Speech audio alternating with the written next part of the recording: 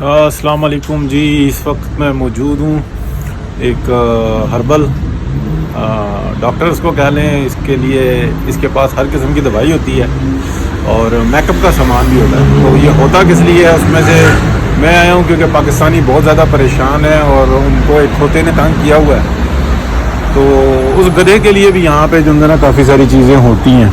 تو ہم نے مساج کی طرف تو نہیں جانا, لیکن یہ دیکھیں آپ کہ ہر قسم کی دوائی جو انسی نا کھوتے کے لیے ہے.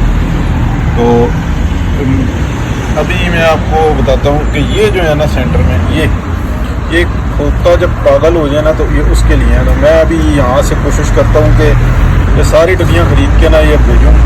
تو باقی اس گدھے کو کھلانا یہ آپ لوگوں کا کام ہے.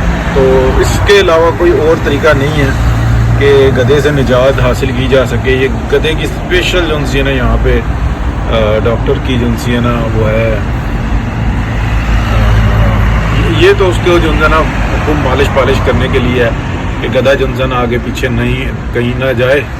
تو باقی کام آپ کا, میں اپنا کام کر دیتا ہوں. یہ جتنی یہ اس کی یہ والی جو ہے نا پاگل پنی کی دوائیاں یہ میں لے کے تو بھیجتا ہوں.